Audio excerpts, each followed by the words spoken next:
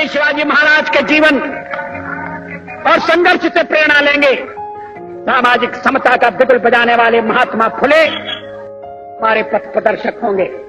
भारत के पश्चिमी घाट को मंडित करने वाले महासागर के किनारे खड़े होकर मैं ये भविष्यवाणी करने का साहस करता हूं, अंधेरा छटेगा, सूरज निकलेगा, कमल खिलेगा।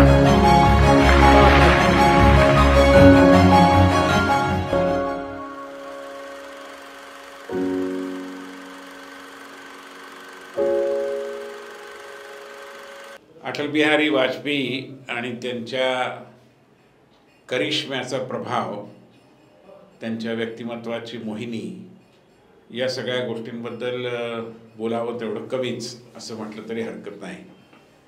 राजकारणामध्ये खूप मोठे मोठे नेते आपण सगळ्यांनीच आपल्या देशाने गेल्या 75 वर्षात बघितले आहेत, परंतु ज्या पद्धतीचं व्यक्तिमत्व अटलजींचं होतं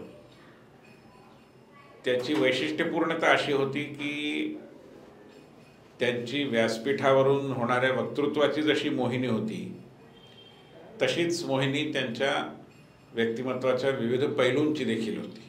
म्हणजे उदाहरणार्थ ते अतिशय चांगले कवी होते, उत्तम वक्ते तर होतेच होते, परंतु एक अतिशय चांगले राजकीय नेते होते।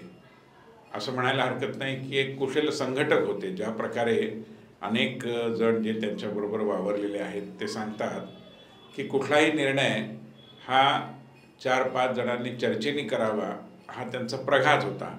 आणि असे अनेक निर्णय लोक सांगतात की जे खरं म्हणजे त्यांना मान्य नव्हते, पण त्यांनी ते मान्य केले असं सांगत की चलो पंचों की राय है तो मान लेते हैं। त्यामुळे एक प्रकारची ही लोकतांत्रिकता देखील त्यांच्या व्यक्तिमत्वाचा एक अविभाज्य भाग होती। अशा एक प्रकारे देशामध्ये अफाट लोकप्रियता मिळवलेल्या अटलजींना पहिल्यांदा भेटण्याचा योग आला तो 1980 मध्ये। अटलजी त्यावेळी जनता पार्टीचं सरकार संपल्यानंतरच्या ज्या निवडणुका झाल्या त्या निवडणुकांचे निकाल आले। त्या निवडणुकीत दुर्दैवाने अटलजींचा पराभव झालेला होता आणि त्या निकालानंतर झालेल्या एका कार्यक्रमासाठी अटलजी मुंबईत आले होते आणि त्यावेळी सायनला राहणारे वेदप्रकाशजी गोयल यांच्या घरी उतरले होते। आणि माणूस साप्ताहिकाकरता मी त्यावेळी काम करत होतो आणि माझी इच्छा होती की अटलजींचा इंटरव्ह्यू मिळावा आणि तो सुदैवाने मला मिळाला आणि त्यामुळे मी त्यांची मुलाखत घेतली, बातचीत झाली। मी खूप ज्युनियर एक प्रकारे पत्रकार म्हणा किंवा प्रतिनिधी होतो, कार्यकर्ता होतो विद्यार्थी परिषदेचा, पण मुख्यतः मी माणूसचा प्रतिनिधी म्हणून गेलो होतो। त्यामुळे अटलजींनी कुठलाही माझ्या मनावर दडपण येईल असा आविर्भाव न ठेवता आइये महाराज असं म्हणून त्यांच्या शैलीमध्ये स्वागत केलं आणि नंतर खूप चांगल्या पद्धतीने उत्तरं दिली। मुलाखतीचा शेवट करताना पराभवाचा एवढा विदारक अनुभव आल्यानंतर, कारण त्यावेळी लोकसभेत भाजपचे केवळ काही सदस्य निवडून आले होते, म्हणजे मुख्यतः भारतीय जनता पार्टी असं त्यावेळी बनलेले नव्हतं, पण जी संख्या होती ती 20-25च्याच घरामध्ये होती। तर त्या पराभवाची चिकित्सा वगैरे असं सगळी चर्चा करताना त्यांनी सांगितलं की देखो एक ध्यान में रखो असं म्हणून त्यांनी 4 ओळी सांगितल्या। क्या हार में क्या जीत में किंचित नहीं भयभीत में, कर्तव्य पथ पर जो मिले यह भी सही वह भी सही। अशी जी एक निर्लिप्तता होती, यश आणि अपयश या दोन्हीकडे बघण्याची एक अनअटॅच्ड इन्व्हॉल्वमेंट होती, एक प्रकारचा सैद्धांतिक तत्वचिंतनात्मक दृष्टिकोन होता। हे देखील अटलजींच्या व्यक्तिमत्वाचं एक वैशिष्ट्य आहे। त्यांच्या कवितेमध्ये देखील हा दृष्टिकोन आपल्याला खूप आढळतो आणि म्हणून एक थिंकर पॉलिटिशियन असं मी त्यांचं वर्णन केलं तर ते चुकीचं होणार नाही। नंतरही अनेकदा अटलजींशी भेटण्याचा योग आला। 2002 मध्ये ते पंतप्रधान असताना आमच्या रामभाऊ म्हाळगी प्रबोधिनीतर्फे एक सदिच्छा मंडळ आम्ही अफगाणिस्तानला पाठवलं होतं, कारण अफगाणिस्तान त्यावेळी खूप संकटात होता आणि म्हणून ज्याला आपण गुडविल मिशन म्हणू अशा प्रकारचं एक मिशन अफगाणिस्तानला गेलं होतं। आणि त्या मिशनची वारी पूर्ण केल्यानंतर काबूलहून आम्ही आलो होतो। खूप कठीण काळ होता तो, तालिबानचा नुकताच उदय झालेला होता, बमियांच्या बुद्धमूर्तींचा विध्वंस बघितलेला होता आणि त्या शिष्टमंडळाने जे बघितलं त्याचं एक निवेदन देण्याकरता आम्ही अटलजींची भेट मागितली, ती आम्हाला मिळाली. आणि अफगाणिस्तानी एक अंगरखा आम्हाला तिथून आम्ही घेऊन आलो होतो, तो आम्ही अटलजींना चढवला, बातचीत केली. त्याहीवेळी त्यांनी अगदी दिलखुलासपणे आमचं म्हणणंही समजून घेतलं आणि त्यांचं जे काही विश्लेषण होतं तेही त्यांनी आम्हाला सांगितलं.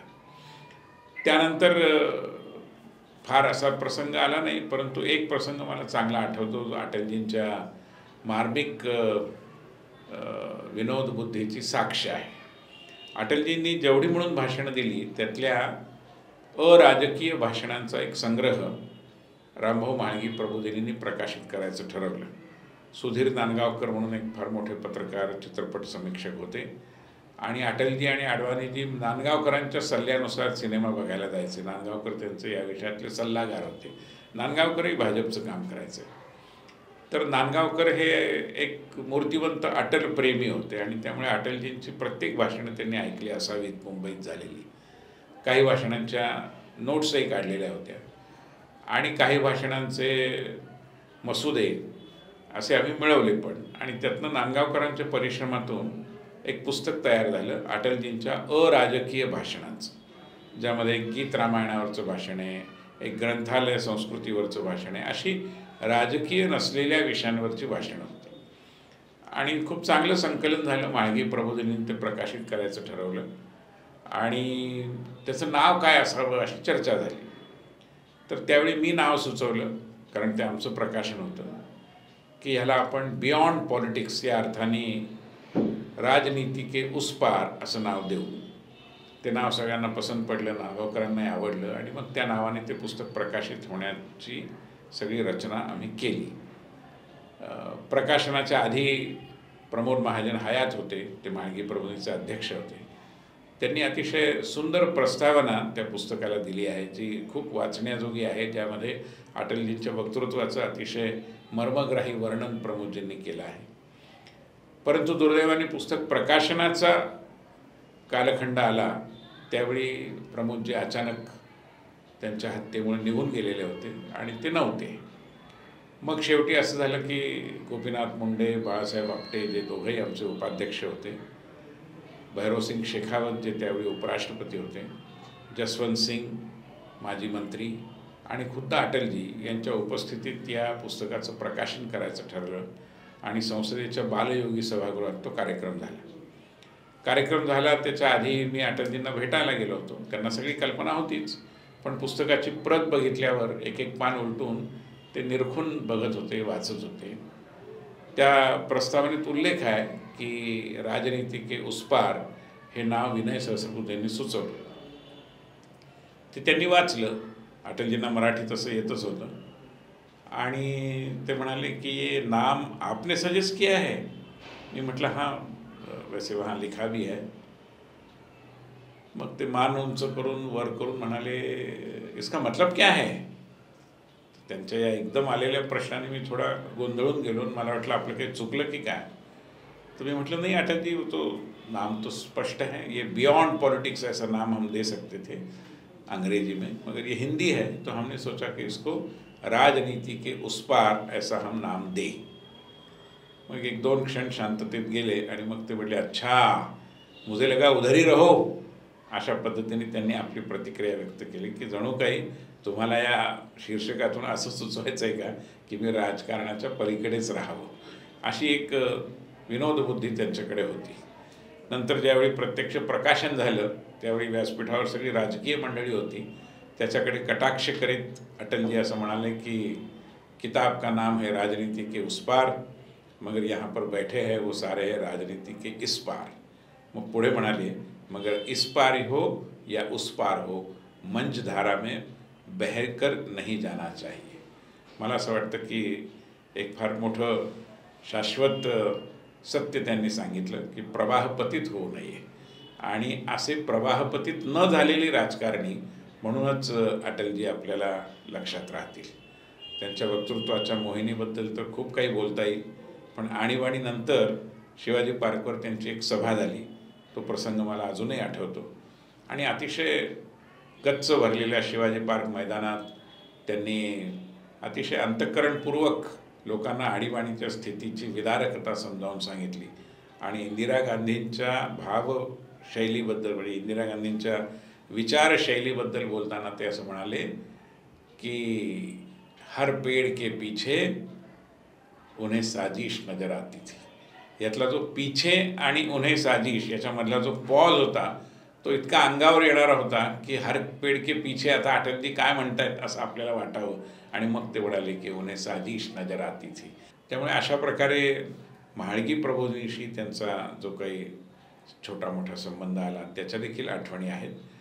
6 जानेवारी 2003 या दिवशी रामभाऊ म्हाळगी प्रबोधिनीच्या उत्तन भाईंदरच्या प्रशिक्षण संकुलाचं उद्घाटन अटलजींच्या हस्ते झालं आणि त्याच्या आधी बरेच वेळा आम्ही प्रयत्न करत होतो की अटलजी त्या उद्घाटनाच्या कार्यक्रमाला यावे, पण काही ना काही कारणामुळे तो प्रसंग आला नाही आणि मग शेवटी प्रत्यक्ष संकुल बनवून त्याचे 2 टप्पे पूर्ण झाल्यानंतर त्याचं लोकार्पण करण्याकरता अटलजी येतील आणि अडवाणीजी पण येतील असं ठरलं आणि 6 जानेवारीला संध्याकाळी तो कार्यक्रम झाला। त्या कार्यक्रमाच्या आधी अटलजी आले, आमच्या संकुलामध्ये उतरले, वावरले, त्यांनी सगळं बघितलं आणि अतिशय ते प्रभावित झाले आणि त्यांच्या भाषणाची सुरुवातच त्यांनी इथून केली की आज जो कुछ मैंने देखा मुझे बहुत आश्चर्य है आणि सुखद आश्चर्य है असाही शब्दप्रयोग त्यांनी केला आणि प्रबोधिनीच्या संकल्पनेवर त्यांचं प्रेम होतंच, परंतु त्या संकल्पनेला इतक्या चांगल्या पद्धतीने साकार केलं गेलं याबद्दलचं समाधान त्यांच्या बोलण्यातून त्या भाषणामध्ये वारंवार व्यक्त झालं। त्याच्यामध्ये लोकशाहीमध्ये राजकीय नेत्यांच्या प्रशिक्षणाची आवश्यकता आहे या मुद्द्यावरही त्यांनी भर दिला आणि तसं केलं तरच आपल्याला उद्याचे चांगले नेते मिळू शकतील अशी भावना त्यांनी मांडली। त्यानंतर काही दिवसांनी झालेल्या एका चिंतन बैठकीकरता देखील अटलजी आमच्या प्रशिक्षण संकुलामध्ये आले होते आणि जवळजवळ 72 तास ते तिथे होते जवळपास आणि असं म्हणायला हरकत नाही की दिल्ली बाहेर पंतप्रधान असताना एवढा वेळ त्यांनी व्यतीत केल्याचं बहुधा हे पहिलं उदाहरण असेल आणि आमच्या संकुलामध्ये जिथे बैठक होती तिथून थोडंसं वरती चढून भोजनगृहामध्ये जावं लागतं आणि अटलजींकरता वेगळ्या गाडीची व्यवस्था केली होती, पण अटलजी म्हणाले की मी चालत जातो आणि ते चालत चालत त्या प्रशिक्षण संकुलातल्या आमच्या भोजनगृहामध्ये गेले आणि सगळ्यांच्या बरोबर त्यांनी भोजन घेतलं। स्वतंत्ररित्या जी व्यवस्था केली होती त्यात त्यांनी भोजन घेतलं नाही।